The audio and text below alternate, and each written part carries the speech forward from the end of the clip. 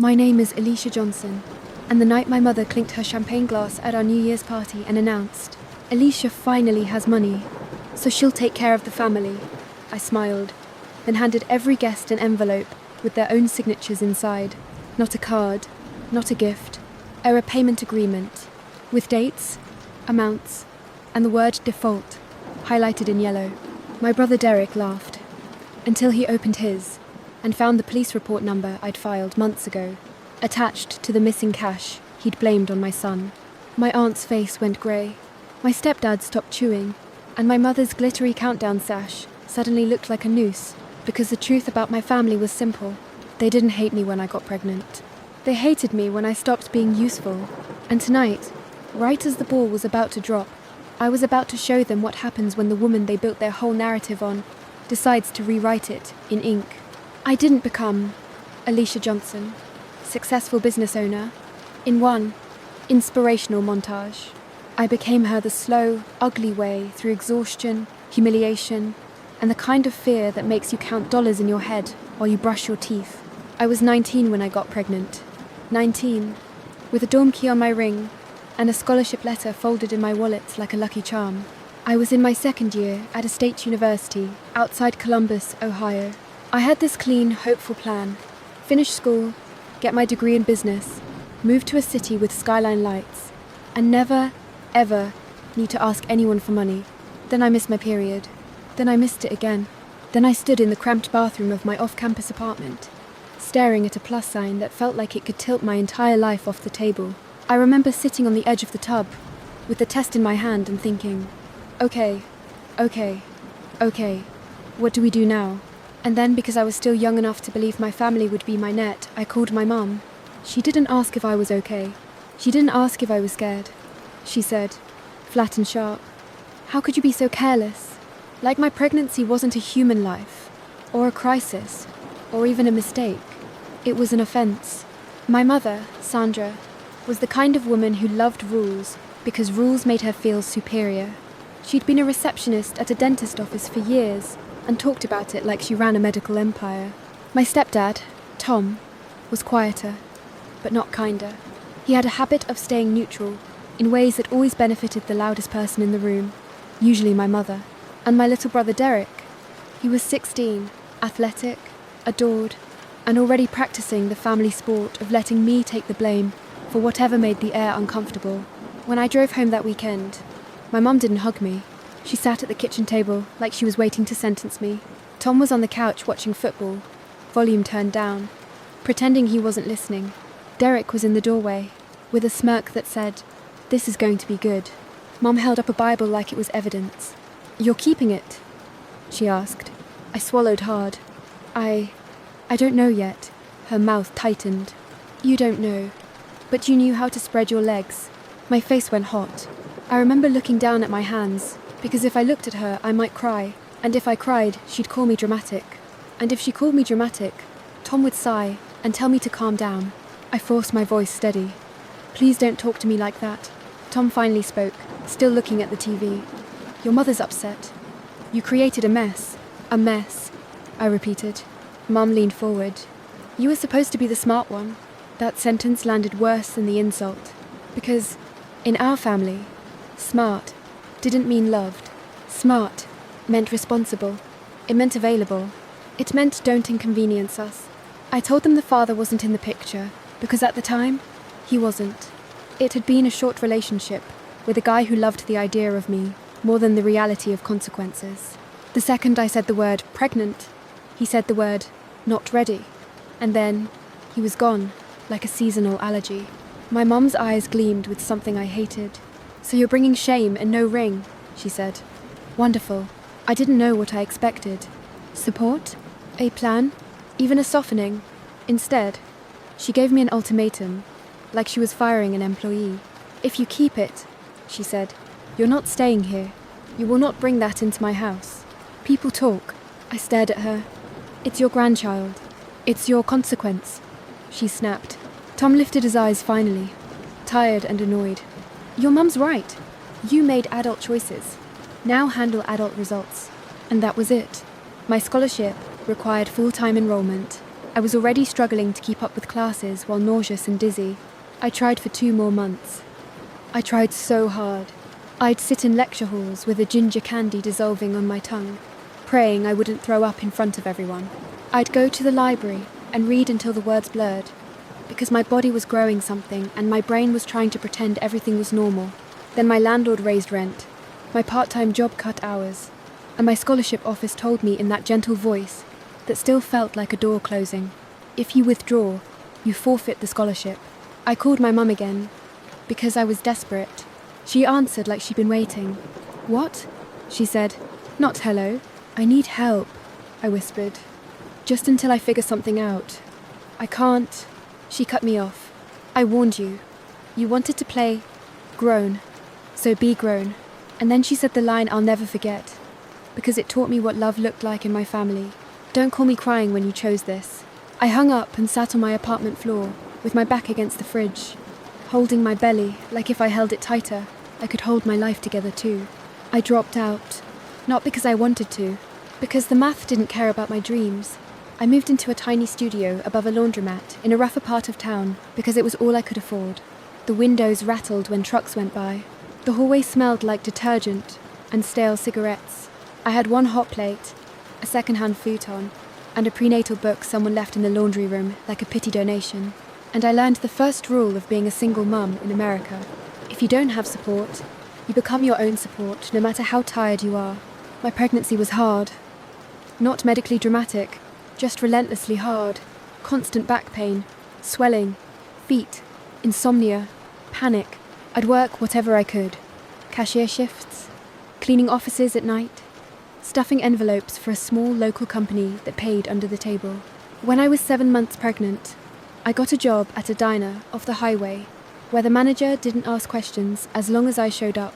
I waddled between tables with coffee pots and forced smiles, while older men looked at my belly and said things like, "Where's the daddy?" as if I'd misplaced him like a wallet. And then, one icy January night, because life loves to be cruel with timing, I went into labour early. I called my mum out of pure instinct. She let it ring 3 times, answered half asleep, and said, "What now?" "I'm in labour." I gasped. A pause, then, annoyed. "Call an ambulance." And she hung up. So I did. I gave birth in a hospital room with fluorescent lights and a nurse named Angela who held my hand when I cried, because strangers sometimes save you in ways your family refuses to. My son's name is Miles.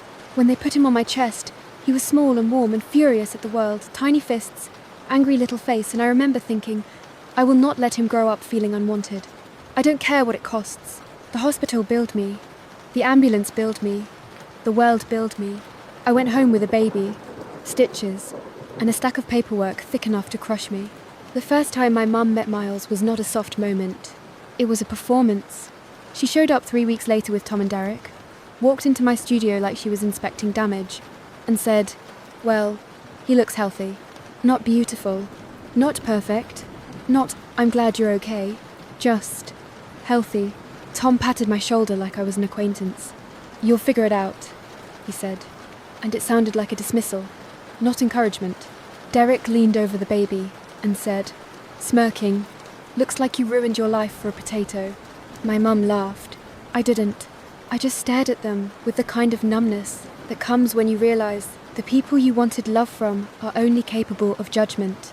And after they left, my neighbour, a single older woman named Carol, who smelled like peppermint, knocked on my door and said quietly, "Honey, you did nothing wrong by having your baby. Don't let them poison you." Carol became my first real village. Not my family. My family stayed at a distance, but not because they cared about boundaries, because they cared about image. My mum would tell people, Alicia's going through a phase. A phase. Like motherhood was a mood swing. When Miles was 6 months old and I was back at the diner full time, my mum called me one afternoon. "Your aunt is throwing a 4th of July cookout," she said. "You should come. People are asking." People. Always people. "Okay," I said, because I still wanted to belong. When I arrived, Miles in a little red onesie, my aunt's first words were, "So, you keeping him?" Keeping, like he was a stray dog, and my mother stood beside her. smiling politely, and said, Alicia insisted, as if I'd been stubborn about bringing a baby into the world, like I'd insisted on a messy hobby. That day taught me another rule. At family gatherings, my pain was entertainment. They'd ask questions that weren't questions. Was it worth it? Do you ever regret it? You know you could have finished school if you'd been smarter about it. Are you working or just living off assistance? I started learning how to answer without feeding them. Yes, I work. No, I don't regret my child. Thank you for your concern. But inside, I was quietly setting something on fire. Because the more they tried to shrink me, the more I understood something important. They were not judging me because I was weak. They were judging me because my survival made their cruelty look unnecessary. And that bothered them. Life didn't get magically easier, but it did get clearer. When Miles was 2, I got a job as a receptionist at a small logistics company. Not glamorous, but steady. Benefits, predictable hours. The first time I had health insurance that wasn't a nightmare. I cried in my car like I'd won a war. I took night classes at a community college, one course at a time, because I couldn't afford the time or money for more. I'd put Miles to bed, sit at our tiny kitchen table, and study while the laundromat machines thumped downstairs. I learned to write papers with one hand while holding a sick toddler with the other. I learned to do arithmetic while my brain screamed for sleep. I learned that exhaustion can become a personality if you let it. My mum didn't cheer for me. She didn't ask how classes were going. But she did call sometimes, usually when she needed to remind me I was still the cautionary tale. One day, when I was 24, she showed up at my apartment unannounced. Miles was colouring at the table, crayons everywhere. Mum stepped over his toys, like they were trash. She looked around and sniffed. Still small, she said. I like it, I replied. She sat down like she owned my kitchen chair. Derek is applying to colleges, she said. We're trying to help him. I blinked. Okay, Mum leaned in. You should contribute. I stared at her. I'm paying my own rent. Childcare. I'm in school. She waved a hand. You chose that. Derek didn't choose your mistakes. It was so casual. So cruel. I felt my jaw tighten. He's your kid. You can help him. Mum's eyes narrowed. We are helping him. But your family too. You don't want him to end up like you, do you? Like you. Like I was a disease. Like I was a warning sign. Miles looked up then, sensing tension. Grandma, he said softly. Mum forced a smile that looked painted. Hi, Miles. He smiled back, bright and trusting, and I felt something fierce bloom in my chest, because my son didn't know he was being tolerated. He didn't know he was considered proof of my failure. So I stood up straight and said, calm as ice, no, I'm not paying for Derek's college. Mum's mouth fell open like I'd slapped her. You're selfish, she hissed. No, I said. I'm a mother. I pay for my child. Mum pushed her chair back. Fine. Don't come crying to me when you need something. I almost laughed, but it was too bitter. I didn't the last time, I said. She stormed out, and after she left, Miles climbed into my lap and asked, did I do something wrong? I held him tight and said, no, baby, never. Grown-ups just forget how to be kind. And then I made myself a promise. I didn't say out loud. I will never let my family make my son feel like a burden. The next years were a grind, but the grind built me. I finished my associate degree, then a bachelor's online, because I had to. I moved to a slightly better apartment, then a duplex. I got promoted at work. I learned systems, budgets, operations. I learned how businesses bleed money. I learned how to stop the bleeding, and slowly, quietly, I started freelancing on the side, helping tiny local businesses organize, automate, and stop drowning. At first, it was a friend's salon, then a small catering company, then a repair shop. I'd show up after my day job, laptop in my bag, and sit with owners who looked at me like I had magic, because I could create order. The truth was, I wasn't magic. I was trained by chaos. By 30, I had enough clients to consider something insane. Starting my own company, I remember the night I sat at my kitchen table, Miles asleep upstairs, staring at my savings account. It wasn't a lot, but it was mine. Every dollar had a story. A shift, a sacrifice, a skipped treat. My hands shook as I filled out the paperwork to form an LLC. I named it Johnson Ops and Solutions because I wanted my son to see our name as something solid. Not a punchline, not a scandal, a foundation. The first year was terrifying. I had nights where I convinced myself I'd ruined everything. I had clients who tried to underpay me because I was a woman. I had clients who assumed I was desperate because I was a single mum. I had moments where I cried in the bathroom between Zoom calls because Miles needed braces and my car needed repairs and the universe seemed determined to test my math. But I kept going because I'd already survived being left behind. Fear didn't scare me as much as dependence did. By the time Miles was 11, my company was small but real. 4 employees, a rented office suite, contracts with regional businesses. Nothing flashy, but stable. And stability feels like wealth when you grew up without it. I bought a modest house in a quiet neighborhood with good schools and sidewalks, and a tree in the front yard that turned gold in the fall. When I got the keys, I stood on the porch and cried, while Miles ran through the empty rooms yelling, "This one's mine! This one's mine!" That was the first time I felt like I'd actually won something. Not money, peace. And that's when my family reappeared. Not to apologize, not to reconnect. To collect. It started with my aunt calling out of nowhere.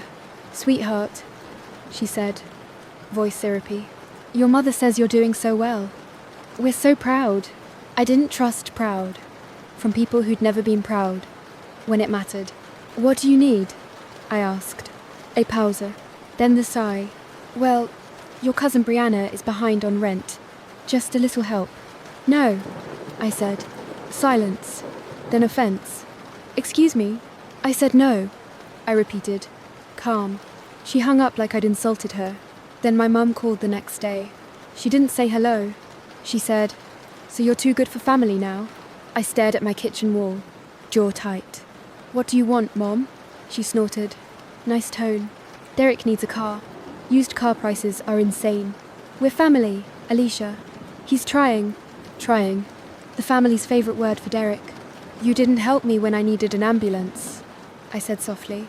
Mum went quiet for 1 second, like she hadn't expected that. Then, irritated, "Don't be dramatic. That was years ago. Years ago. Like pain has an expiration date. I'm not buying Derek a car," I said. Mum's voice sharpened. "Do you want him to fail?" I laughed, one short, humorless sound. "Did you want me to fail?" "How dare you?" she snapped. "After everything we did for you." I cut her off. "Name one thing." Silence. Then Tom's voice in the background. Annoyed. "This again? Sandra, tell her to stop bringing up old stuff."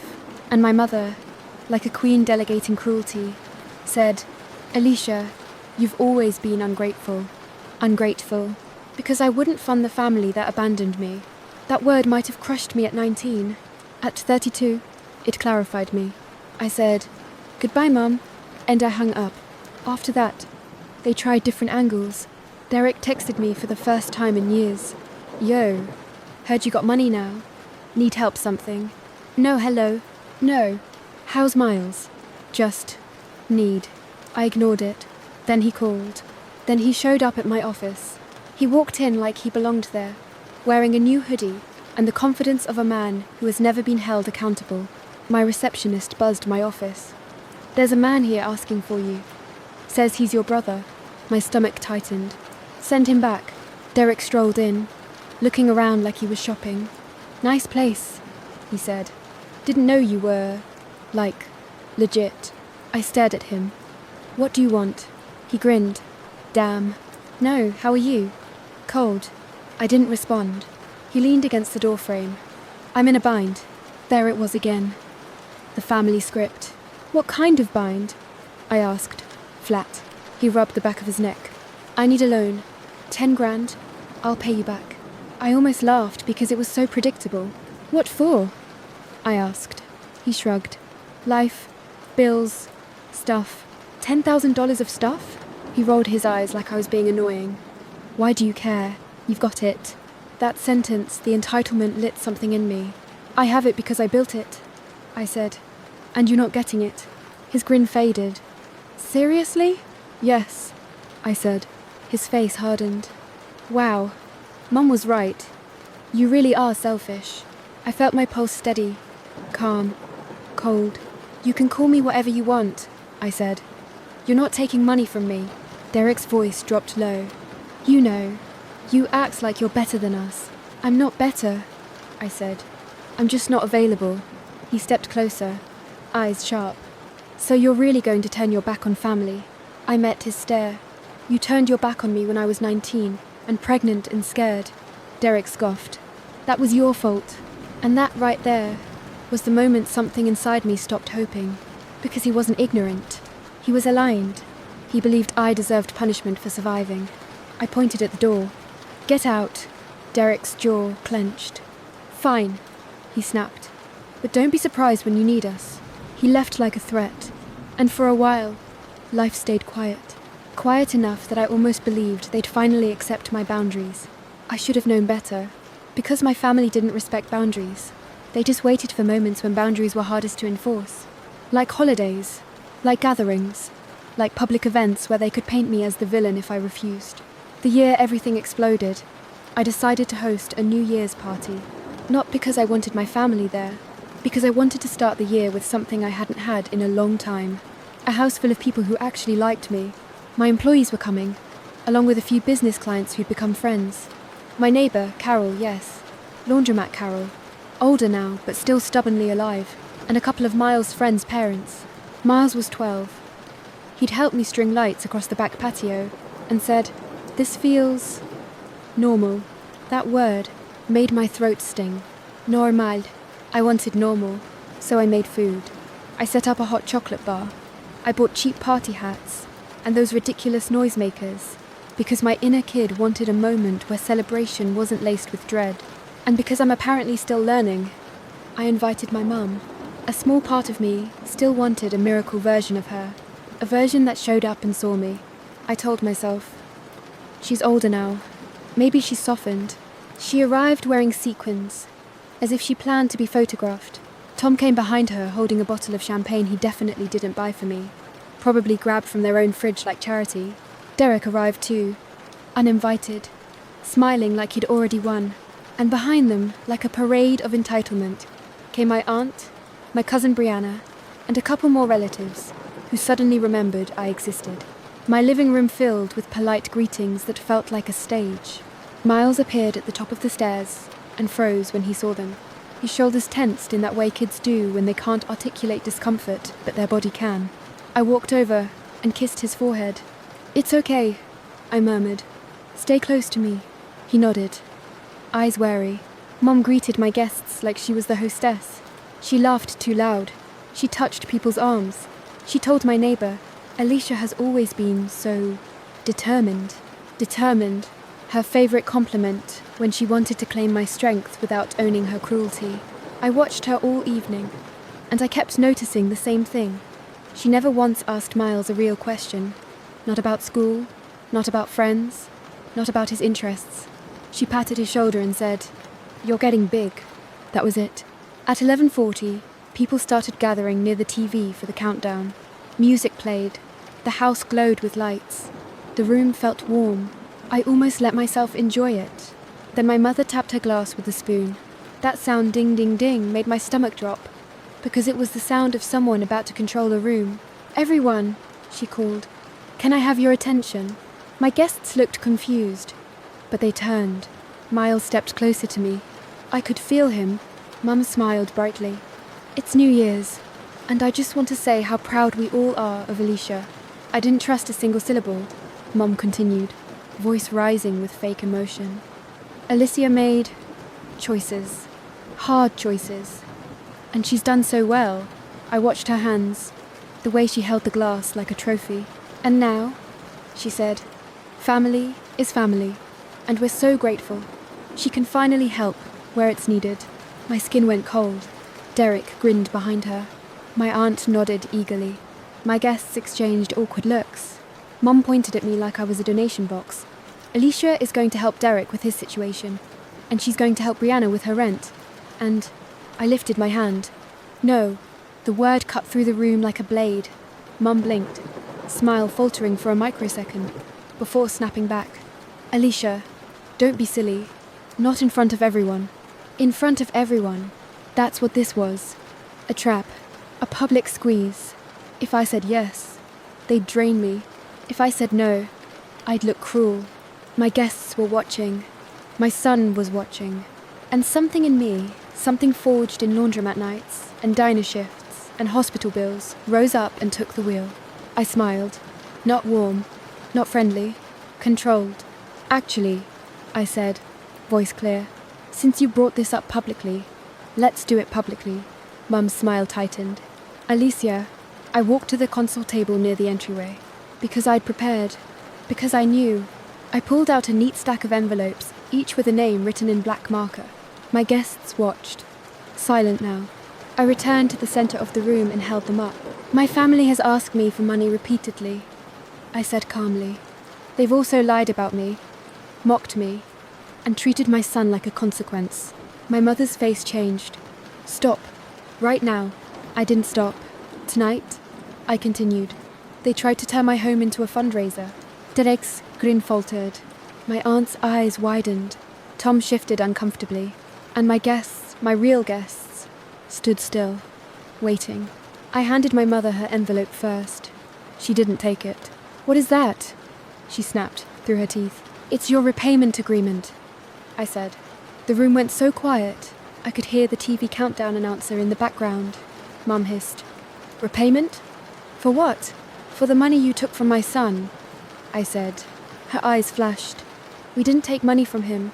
I turned slightly and looked at Derek. Derek, I said, still calm. Tell them where the missing cash came from. The cash you told Mum Miles stole. Derek's face tightened. What are you talking about? I reached into my own pocket and pulled out my phone. I tapped play. A voice filled the room. Derek's voice. Recorded from a voicemail he'd accidentally left me when he thought he was calling my mum. I just needed it for a bit. I took it from her kids' jar. He won't even notice. She's got money anyway. It cut off. Silence slammed into the room. My mother went pale. Tom's mouth opened, then closed. Derek's face turned a furious red. You recorded me. I saved your voicemail, I corrected. Because I keep receipts now. My aunt gasped, like the victim was her. Mum's voice shook with rage. That was private. I tilted my head. So was my son's piggy bank. Miles's hand clenched mine. His eyes were wide. Not because he was shocked Derek stole from him, he'd suspected. Because he was watching adults finally face consequences. I handed Derek his envelope. He didn't take it either. What is this? He spat. A repayment agreement for what you stole, I said. And a notice that if you contact me again for money, my attorney will respond. That word attorney hit them like cold water. Because bullies hate paperwork. My mum recovered first, because she always did. She turned toward the room, toward my guests, and tried to perform. I'm so sorry, she said with that fake laugh. Family drama. You know how it is. Alicia gets emotional. I cut her off. Don't. One word.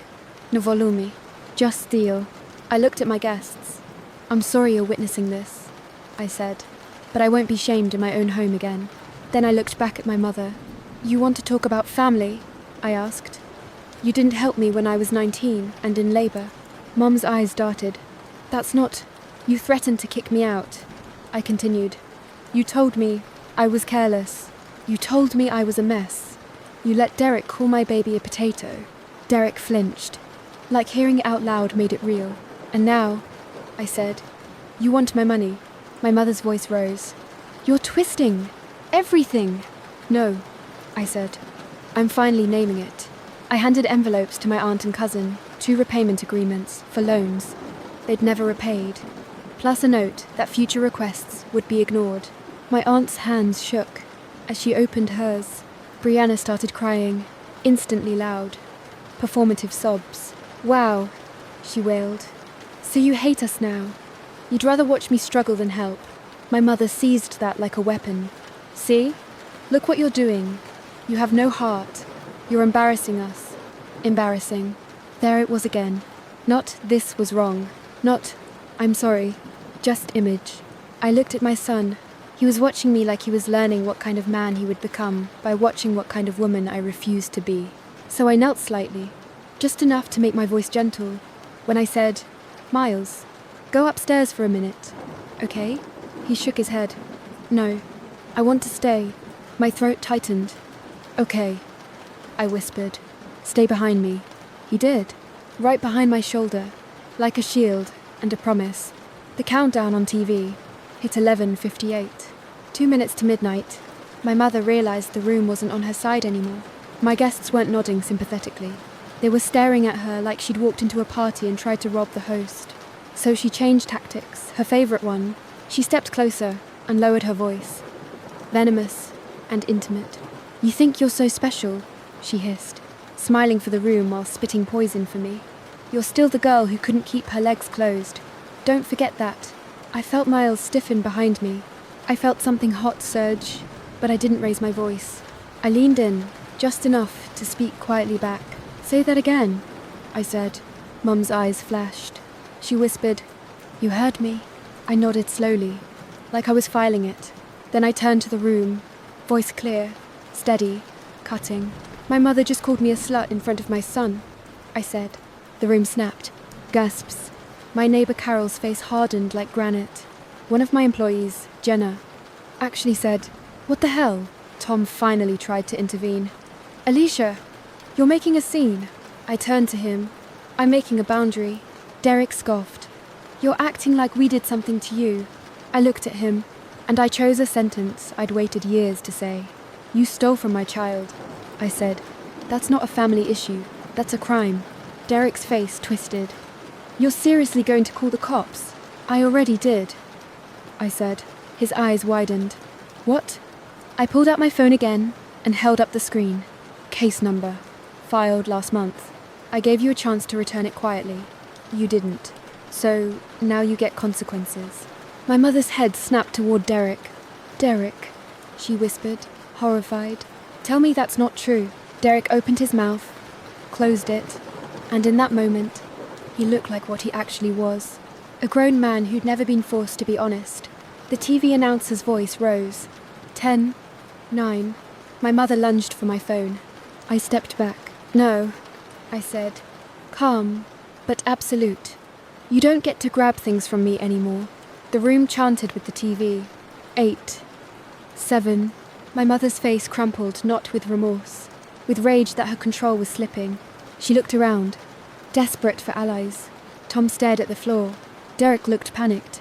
My aunt clutched her envelope like it burned. My guests were silent, watching.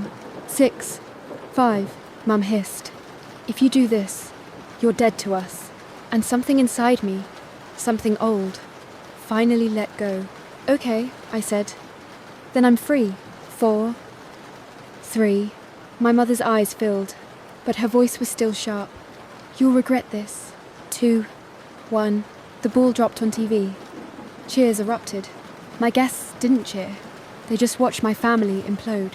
And when midnight hit, and the room should have been full of celebration, my neighbor Carol stepped forward and said, loud enough to end it, "Get out of her house."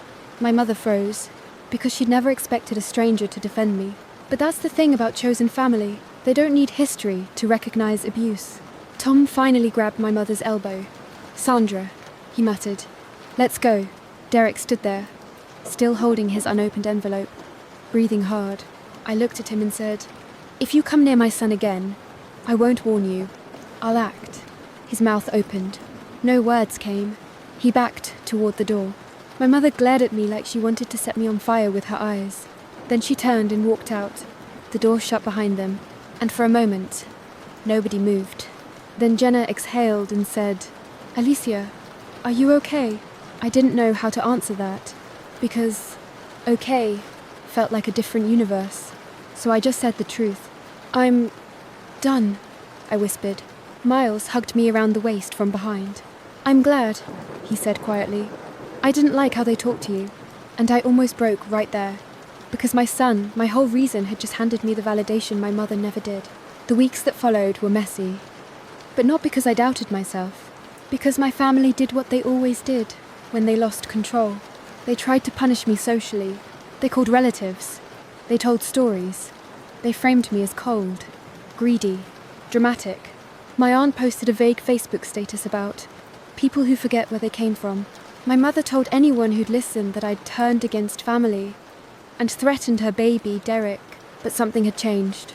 For the first time, I had proof. Texts, voicemails, bank statements, and I wasn't afraid to use them. Derek got a call from a detective. He tried to blame Miles again. That didn't go well. He tried to blame me. That didn't go well either. In the end, he entered a diversion program to avoid a heavier charge, because first-time offenders sometimes get mercy. But he didn't get access to me. He didn't get my money. And he didn't get to pretend he was the victim.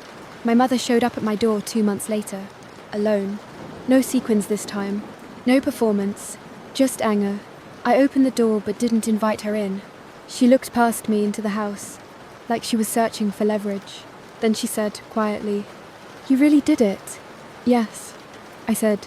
Her eyes narrowed. "You think you're teaching us a lesson?" "I'm teaching myself one," I replied.